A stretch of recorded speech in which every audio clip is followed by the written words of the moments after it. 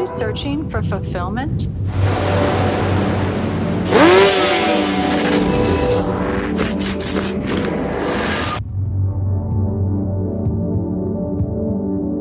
Discover true happiness. Stay tuned to Shalom World.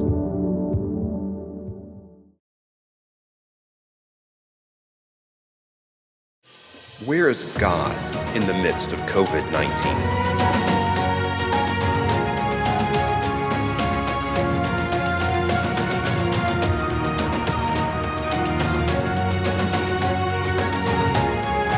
What is going to happen?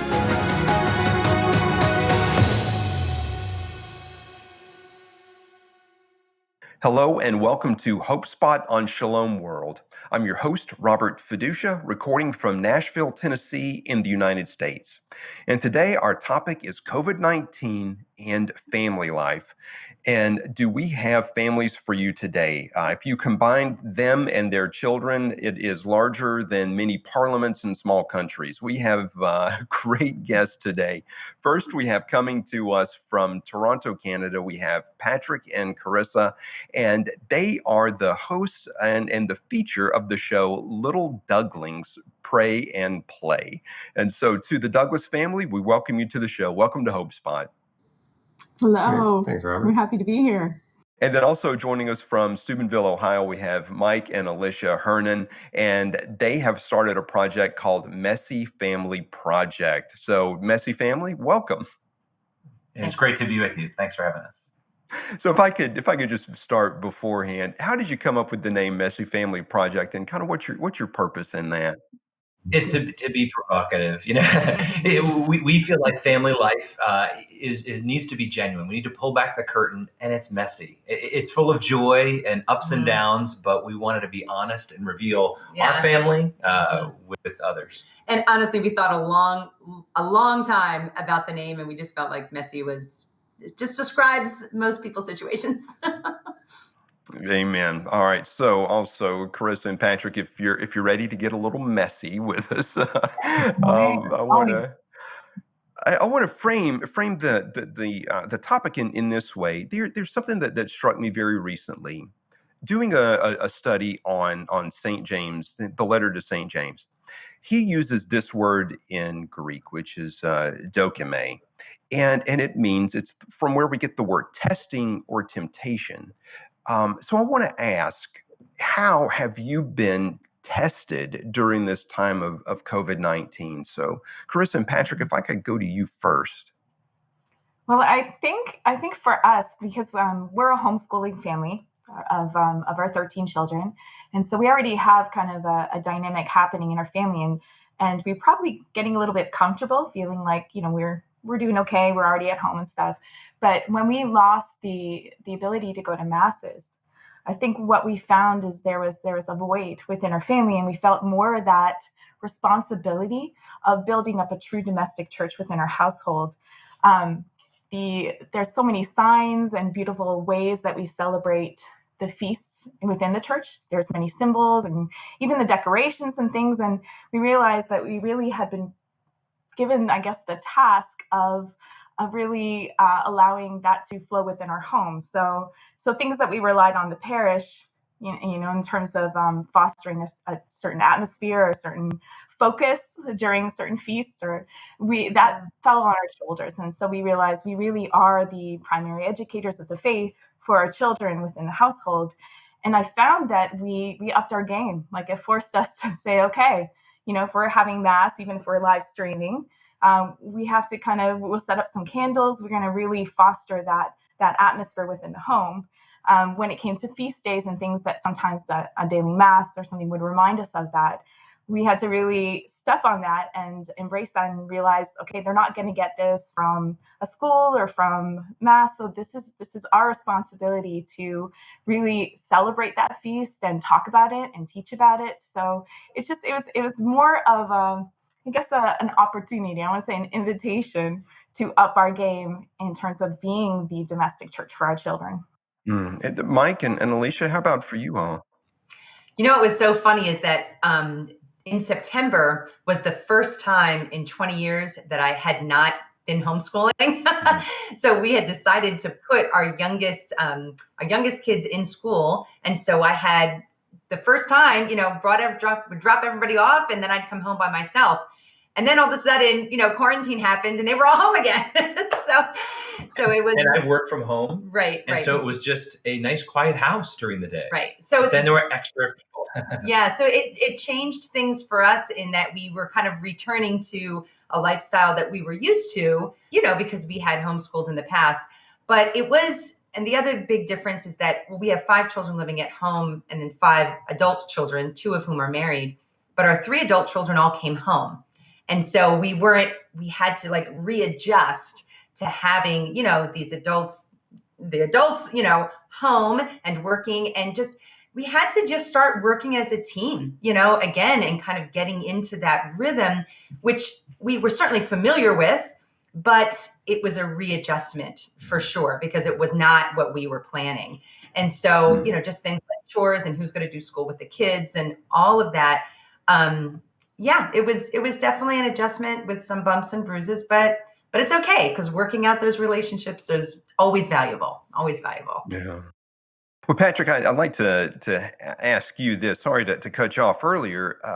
So testing, dokime in the Greek, it's not only a testing for trials for trial's sake.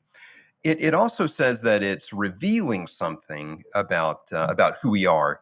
So what would you say, Patrick, has been revealed about your family in the midst of this time of testing? I think, what I was going to mention is that it's funny how it's just during this time, and we're just coming out of the Easter season and just finishing with Pentecost. But if we think of that time when Jesus left the apostles, he wasn't there in the same way, and he asked them to pray.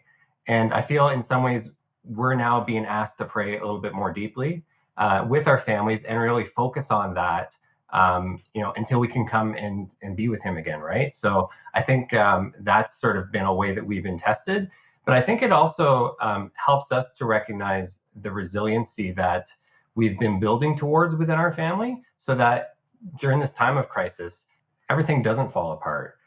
It definitely presents opportunities for growth, but I would say that it's been very reassuring to know that because we put God first and he's the rock, when these sort of things come, there's definitely some readjustments and some uncomfortableness and that sort of thing. But I think overall, we've been very blessed to be able to spend this time at home together with the family. So it's a time of testing, but I think there's a lot of beautiful fruits that come from it. So Douglas family, they've had to step up their game, but it's also revealed their resiliency.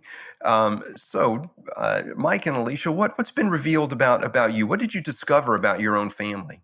Yeah, I think the first thing that comes to mind is something we talk a lot about in our podcasts and different things is our path to holiness is parenting. I mean, our kids strip us down and reveal our weaknesses.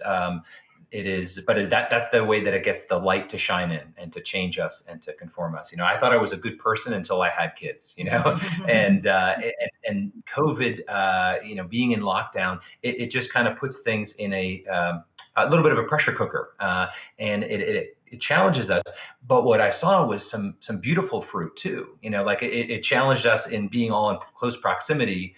But one of the things we did pretty quickly was we established some of our older kids as the party planning committee. And we said we needed to make time to really celebrate, right? And so we had a paint and sip night with all the kids. One of our daughters who's really artistic organized the whole thing and had all the stuff out. And we did a night with just different themes, an island theme where everyone dressed up, different meals. And we needed that release. And from a lot of the families that respond to us or that we're in connection with, often talk about how busy they are with shuttling kids around. That was really eliminated during this time for us as well. Mm-hmm. Nobody had outside jobs and nobody was going to piano or gym or, athletics, sports and all that kind of stuff. So it was a lot of togetherness, which had some challenges, but it also revealed that people were willing to pitch in. Yeah. Again, not perfectly, but it was pretty exciting. And I think we learned very quickly too, that we don't necessarily need to go someplace special or have lots of friends over to have fun. that we can have a lot of fun and be really, really creative just, within our own home, with our own family, and renewed some of those friendships between the children, which is so important. Yeah. All right, so being just acknowledging that we are imperfect families and how we can have holiness, or I guess, let me say it like this: holiness can be easy when we're by ourselves. My experience is my prayer time can be so good, and the minute I go into the kitchen and I see that they put the dishes away wrong, then the aggravation can come in. So has that been revealed? Things like that, just the proximity to one another, has it kind of turned up the heat a bit in families? Mm-hmm. Yes, absolutely. And I think that when you, for us at least, we had 8 extra people making messes in our home. We needed to invest in delegating in a way that we hadn't to before, because it just forced things. And there was just frictions. And we instituted in the beginning daily family meetings, just because That's right. there was conflict and resolution and time for forgiveness and just working all of that out. And yeah, we would all come together and literally go through the day of okay, this is who's doing what, this is who's leaving the house, and all of that. And I think that organizational and that team mindset of we're all in this together and we need to depend on each other. And that was good. Yeah. And if I could go to you, Carissa, you had said that you had to up your game. Could you talk a little bit more about the opportunities that you see, that when we were talking about what has been revealed through this time, what opportunities were revealed, particularly for passing on the faith to your children? So a specific example would be, this just seems minor, but it's a lot of fun. Whenever there would be a feast day coming, we'd talk about it in the morning, and similar to our other fellow family here, a party would have to ensue, and at the request of the children, and they would even turn it into a baking competition. It's okay, it's Divine Mercy, so you're going to work in red, we're going to work in the white, blood and water, we're going to combine. So there was all these fun ways that they were really bringing the colors and the focus back into our household for that feast. So I'm hoping that will continue after. A lot of it too was just that we had finally time to do this, and we're the same way. We had swimming schedules and all kinds of things that kept pulling us out of the home, that I really felt like this was finally an opportunity to not have to dedicate time to going all kinds of other places and just really be with each other. And if you look at the third secret of Fatima, where it was revealed that the last attack would be on marriage and the family, I really believe that this was God's response. And he was saying, you know what? I'm going to bring the family back together. It's going to be hard, and it is going to be messy, and it's going to stretch you.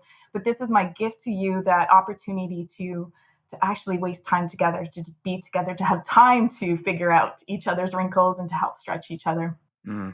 Patrick, I want to go to you. I'm going to stick with the Douglas family just for a moment. Patrick, are you seeing something that has changed in your family that you hope really does endure beyond this time? Well, it's just an interesting time as well, because we have 4 teenagers now, and they're the oldest, of course. And it's, before, when we had more schedules and, had to get up at certain times and that sort of thing, I find them spending a little bit more time with them. It's been, letting them stay up a little bit later, chilling with a movie or watching a show or, playing a game or whatever. But I think just spending a little bit more time with them, being a bit more relaxed, is developing those relationships a little bit more closely, which enables me to have more deeper conversations with them. So I think that's been really helpful. And I also think that because we're together and we're intentionally seeking ways to pass the faith on to the kids and to celebrate our faith, they're catching that as well. So one example, and I hope we can continue this. I know there's another novena coming up soon, but we did the novena to the Holy Spirit before Pentecost. And when I've done novenas in the past, I would start them with the best of intentions. I might forget a couple times or just drop it all together. But because I said, we're going to start this, do you want to join this with me as a family? We had our 6 older kids join us. And it was so beautiful, because while certain days I'll be like, well, it's getting late or I forget, I get a reminder. It's like, hey, are we doing novena? I'm like, yes, we are. So it really helped me to be consistent. But I think it helped to develop that culture of praying more intentionally together. So I really hope that continues. And Yeah. So, Mike, if I could go to you, what opportunities presented themselves during the time of COVID, particularly for passing on the faith, and how did you seize them? How did you grab a hold of those opportunities? Yeah, well, again, just echoing a little bit what was already shared, but for us, it was looking at the whole day and making little moments, and we've tried to kind of stack habits, if you will. When we want to try to do something new, we do it with something that's already happening. And so when we didn't continue on forever, but when we did the family meeting in the morning, we just had a prayer that just began our day, a little morning offering together. And then at noon, we said that the lunch, because we had people having lunch all the time, we said, this is the time when the kitchen's open because we can't have a mess throughout the whole day. So we said the Angelus. We said, whoever's there, just pray the Angelus at between 12 and 12:30, just pray the Angelus. And then we've, again, like the Douglases here, we had some novenas that we are the most consistent, inconsistent people. We follow through some of the time, but we've done everything some of the time. But we had, novena to St. Joseph and Pentecost as well, and praying a rosary. Anyway, so our hope is that would continue. But one of the big things we tried to do was our Sundays, and really making that special. We were not big fans of streaming TV, particularly with some of our little guys really getting distracted and not focused on the fact that this is the TV where I watched Frozen 2, that I'm now watching the Mass. So we did our own kind of liturgy of the word and spiritual communion, and we had them all set up, candles and icons and crosses, and setting up the chairs in a different room, and leading in song. And that was really beautiful. And although in Steubenville, we're able to go back to Mass, that was a beautiful memory, I think, for those 60 days or however long it's been, 80. I don't even know how long it's been. A very long Lent, it felt like this year. That's what I would say. So, Alicia, if I could go to you with this, so much has emerged, and what you're telling me about the practices that you have done, really inspiring. Among everything that has emerged, what do you hope to hold on to? What do you hope to continue as a family? Well, I think that we had already the habit of praying together, as a family. I mean, there's many things that we had done together as a family, but and we had always tried, in the past 25 years of, having a family, we'd always tried to make Sunday, like Mike mentioned, a family day. And I do see how in the past couple years, the past like 5 years or so, we're older, we're getting a little tired, and so when kids would be like, oh, can we have a friend over? Can we go do something else? We would start kind of like have that start breaking down a little bit. And I think that with COVID and really trying to focus on making Sunday holy, without having Mass, but we are still called to honor the Lord's Day. I really would want to continue that and to be like, no, we're not having friends over. No, you're not going anywhere. This is our time together. So we have that one day, where we can really focus on our family life, even with the older children, who have are transitioning into their own independent life, which is, hey, I'm all about that. I want them to launch, but I think it's also good for them to be grounded within our family. So I would really like to, we will continue, I should say, I'll make a resolution, right? And we will do this. We will continue to, keep that family day, Sunday, the Lord's Day, a holy day together. So as we take a look at this, this whole time, I'm struck by, not to minimize the pain, and there has been a lot of pain, the deaths, just the illness, the long-term effects that this is going to have on people who've contracted it. Still in all, I have seen in my interviews with people, my own conversations, that a lot of fruit has come from this, and there are some things that people want to protect, and you're saying that. So what are some of the threats that you see to the good work that has happened, and how will you be protective of that? So, Carissa, you had mentioned some of the things that have been happening in your family that are good. What do you want to do to protect that and kind of build a fence around that?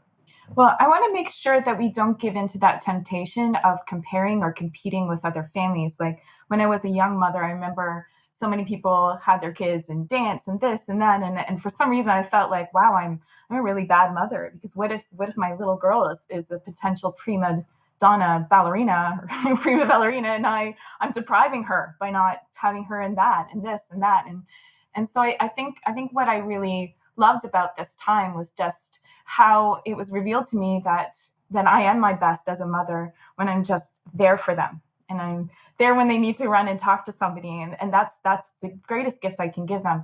So I want to be very conscious to not overschedule our lives, to not give in to that game of comparison with other families that, I feel like I need to have everybody and everything. So I really want to keep that. I want to be guarded against that and always remember that what they need most from us is just our presence. Brilliant.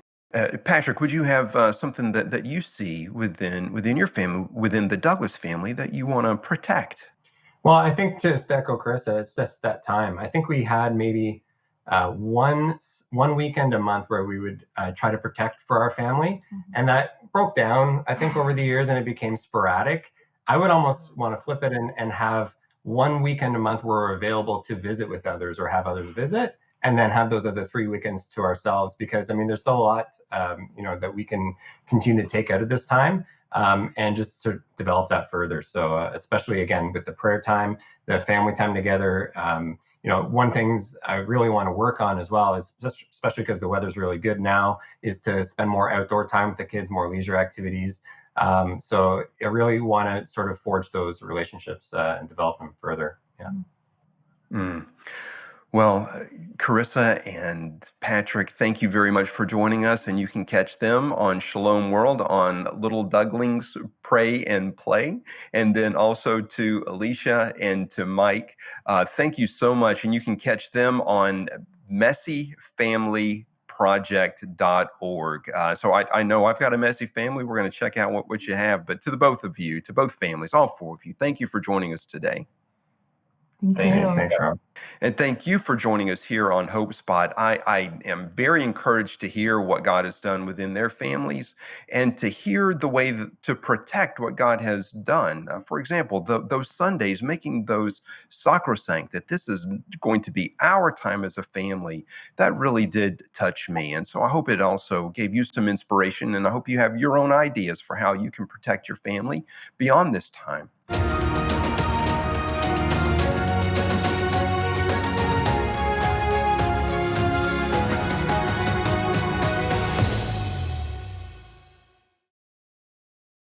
Someone who's used media a lot in evangelization, so I believe in the importance of Catholic radio, Catholic TV, Catholics using the new media. Can I encourage everyone to watch Shalom TV? I think it's a great vehicle of evangelization. And God bless all of you.